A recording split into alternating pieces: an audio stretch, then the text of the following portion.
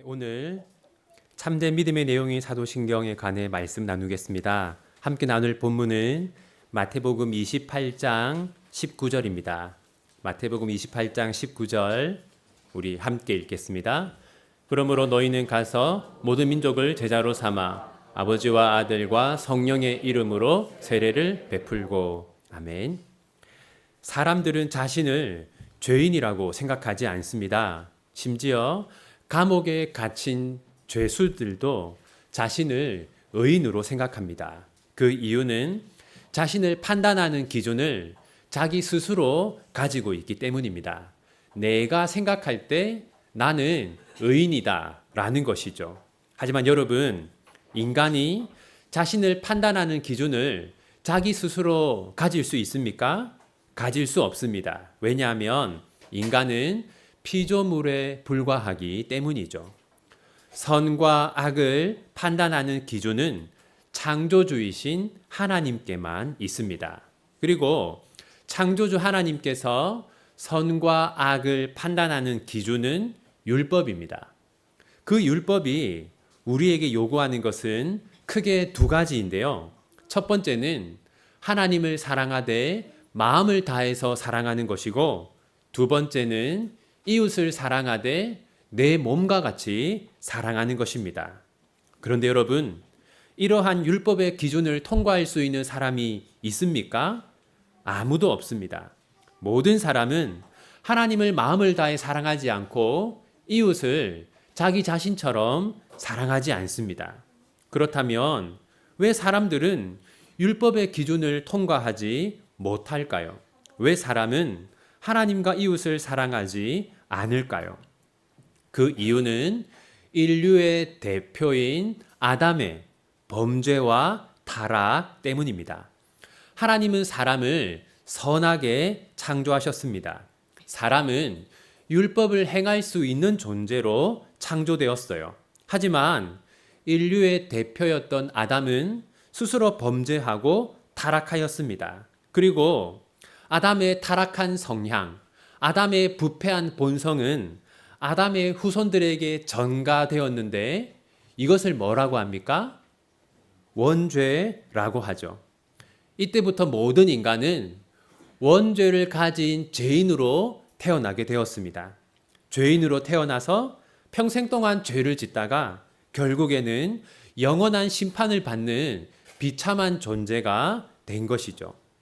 그런데 어떤 사람들은 사랑의 하나님께서 인간을 심판하는 것은 말이 되지 않는다라고 주장합니다.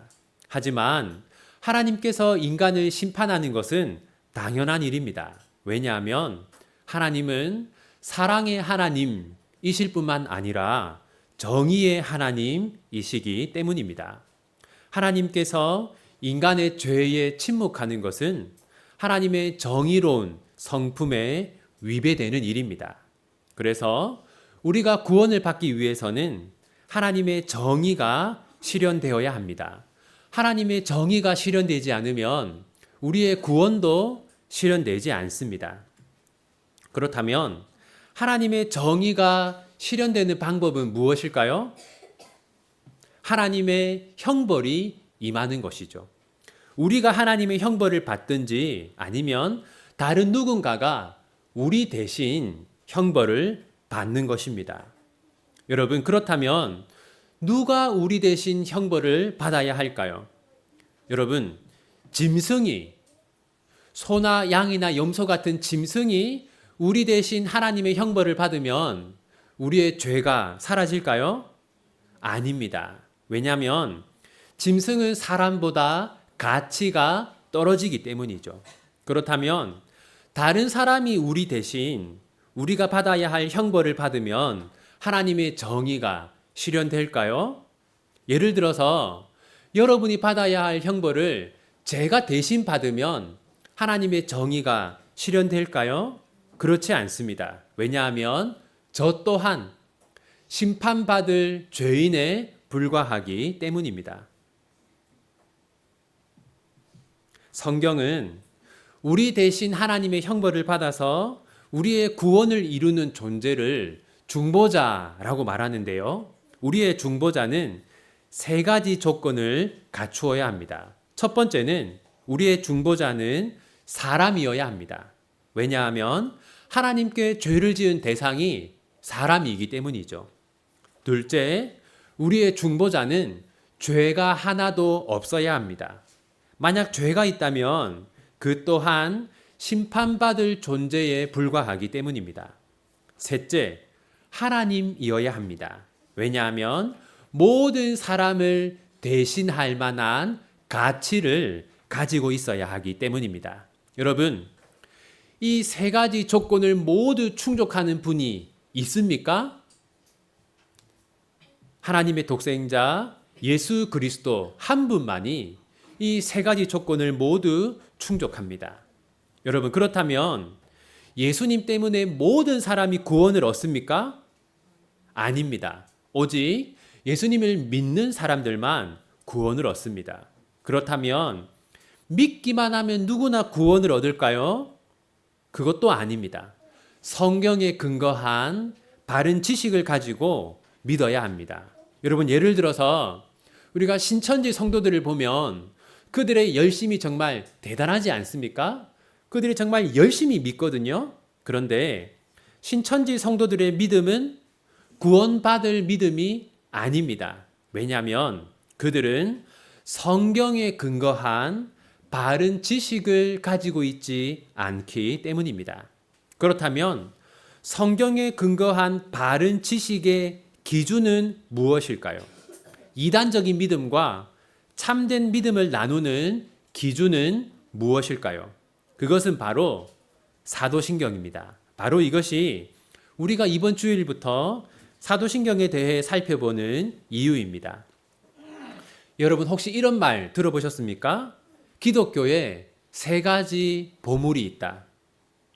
기독교에 세 가지 보물이 있다는 말이 있는데요. 기독교의 보물 세 가지는 십계명, 주기도문, 그리고 사도신경입니다. 십계명은 우리가 어떻게 살아야 하는지를 알려줍니다. 주기도문은 우리가 어떻게 기도해야 하는지를 알려줍니다. 그리고 사도신경은 우리가 무엇을 믿어야 하는지를 알려줍니다. 따라서 십계명, 주기도문, 사도신경 이 세 가지만 제대로 알아도 바르게 살고 바르게 기도하고 바르게 믿을 수가 있습니다. 그런 점에서 우리가 이제 살펴보려고 하는 사도신경은 매우 중요합니다. 여러분, 사도신경이라고 하는 이 명칭은 어디서 왔을까요? 오래전에는 12사도가 작성했기 때문에 사도신경이라고 한다라고 믿었습니다. 한 사도가 하나씩 신앙 고백을 했는데 12사도의 신앙 고백이 모여서 사도신경이 되었다라고 믿었어요. 하지만 사도신경이라고 하는 이 이름은 사도들이 작성했기 때문에 붙여진 것이 아닙니다. 사도신경은 사도들의 가르침을 담고 있는 신앙 고백이라는 뜻입니다. 사도들의 신앙 고백을 담고 있는, 사도들의 가르침을 담고 있는 신앙 고백. 여러분, 예수님은 특히 누구를 가르쳤습니까? 예수님은 사도들을 중점적으로 가르쳤죠. 그리고 사도들은 누구를 가르쳤습니까? 사도들은 초대교회 성도들을 가르쳤습니다. 그리고 초대교회 성도들은 사도들의 가르침을 12가지로 요약했습니다. 바로 그것이 사도신경입니다. 여러분, 그렇다면 우리는 예배 시간에 사도신경을 우리의 믿음의 고백으로 고백하지 않았습니까? 그렇다면 모든 교회가 예배 시간에 사도신경을 고백할까요? 그렇지는 않습니다. 사실 사도신경은 여러 개의 신앙 고백 가운데 하나일 뿐입니다. 예를 들어서 침례교는요, 예배 시간에 사도신경을 고백하지 않습니다. 대신 니케아 신경을 고백하거나 때로는 고백하지 않아요. 하지만 대부분의 개신교회는 사도신경으로 자신의 신앙을 고백합니다. 그 이유는 다음과 같습니다. 첫 번째는 사도신경이 철저하게 성경에 근거하고 있기 때문입니다. 우리가 앞으로 살펴볼 테지만 사도신경에서 비성경적인 내용은 하나도 없습니다. 모든 고백이 철저하게 성경에 근거하고 있습니다. 만약 사도신경에 비성경적인 내용이 하나라도 있었다면 교회는 이미 오래전에 사도신경을 폐기했을 것입니다. 두 번째는 사도신경이 복음의 핵심을 요약하고 있기 때문입니다. 여러분, 만약 누군가가 여러분에게 당신은 무엇을 믿습니까? 라고 물어보면 여러분 뭐라고 대답하시겠습니까? 그때 우리는 사도신경으로 대답을 하면 됩니다. 왜냐하면 이 사도신경은 66권 성경 전체의 내용을 12개의 핵심적인 신앙 고백으로 요약하고 있기 때문입니다. 세 번째는 사도신경이 이단을 분별하는 기준이 되기 때문입니다.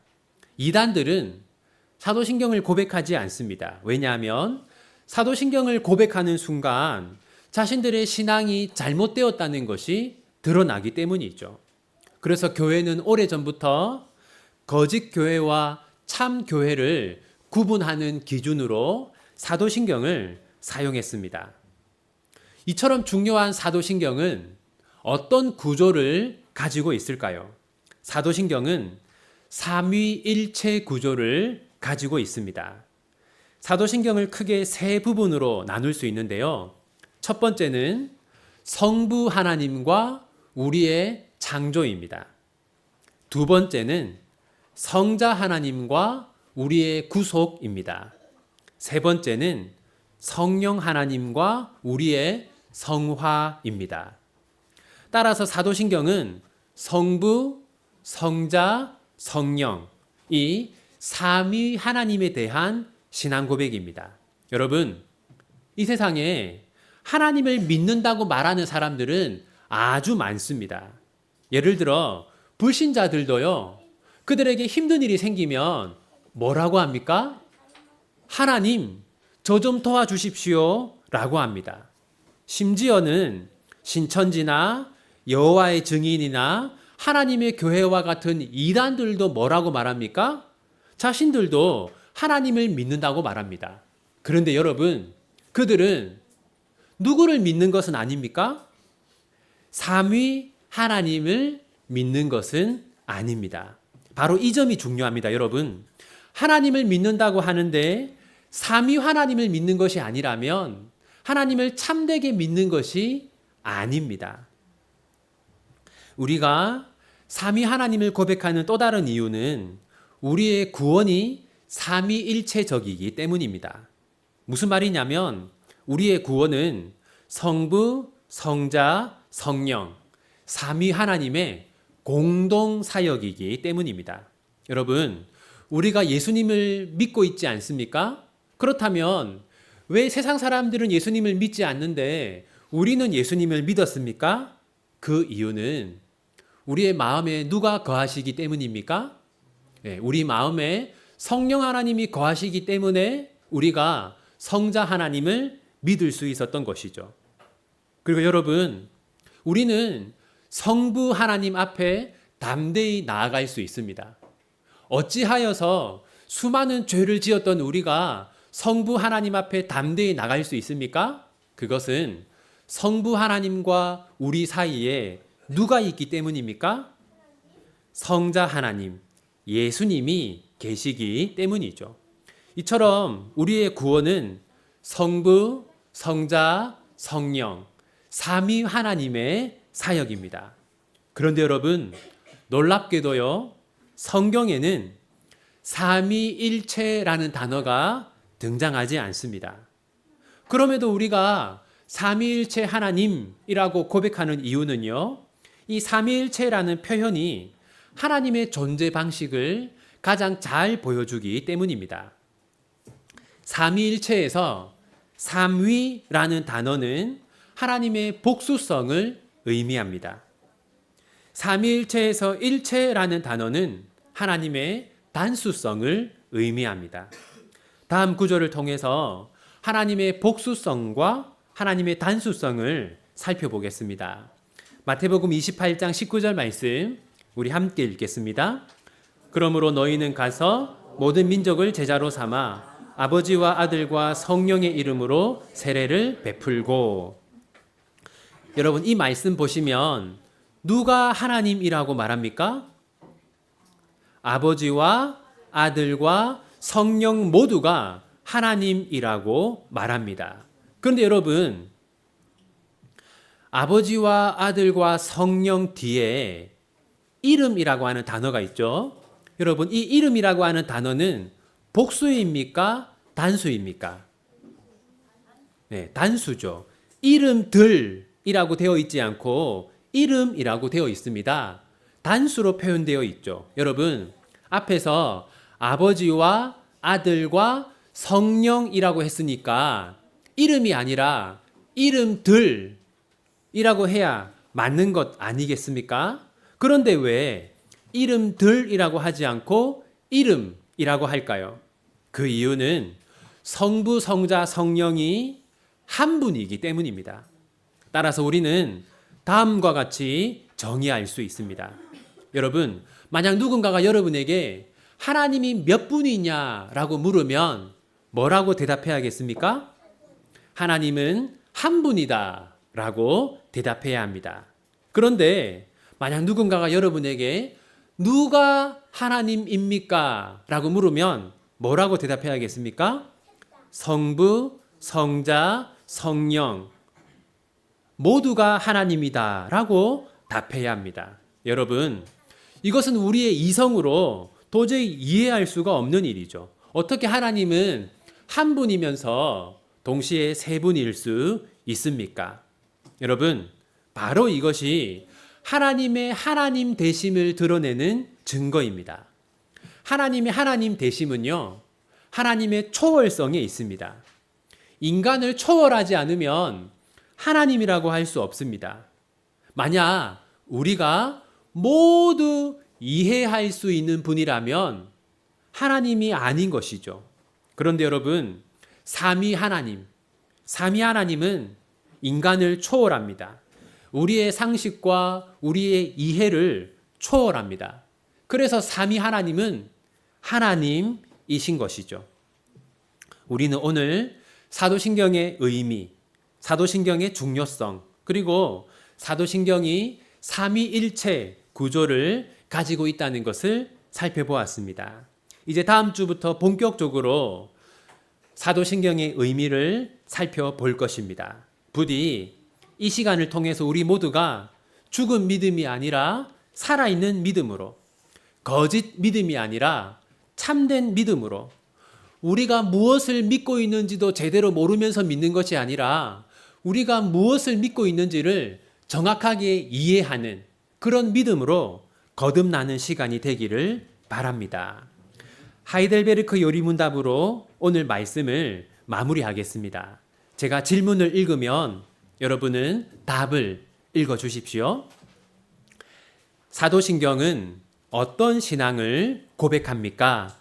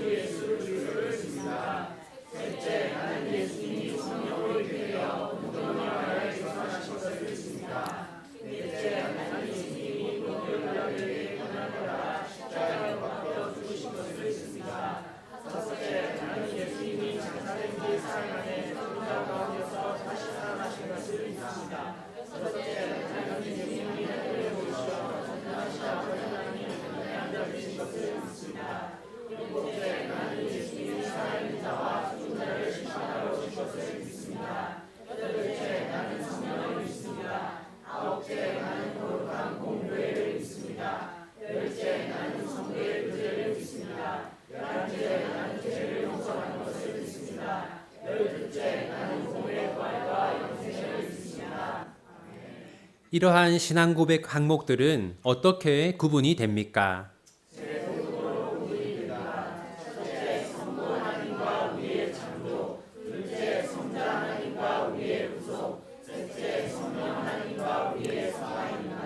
오직 한 분 하나님만 계시는데 당신은 왜 삼위 곧 성부, 성자, 성령을 말합니까?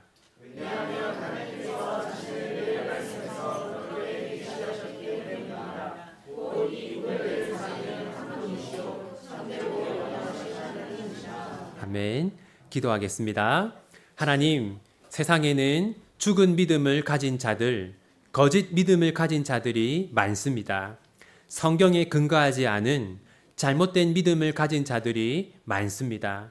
이 어두운 세상 속에서 저희가 살아있는 참된 믿음, 오직 성경에 근거한 믿음을 가질 수 있도록 도와주십시오. 저희가 참된 믿음으로 삼위 하나님을 믿기 위하여 사도신경을 살펴보려 합니다. 저희가 사도신경을 통해 성경을 더 잘 이해할 수 있도록 도와주십시오. 저희가 성경을 더 잘 이해하는 것을 통해 하나님을 더 사랑할 수 있도록 도와주십시오. 저희가 하나님을 더 사랑하는 것을 통해 저희의 부패한 삶이 거룩한 삶으로 변화되게 해 주십시오. 비전교회가 바른 믿음을 가진 교회가 되게 해 주시고 삼위 하나님을 바르게 믿는 교회가 되게 해 주십시오. 그리하여 하나님을 영화롭게 하며 하나님을 기쁘게 하는 교회가 되게 하여 주십시오. 예수님의 이름으로 기도합니다. 아멘.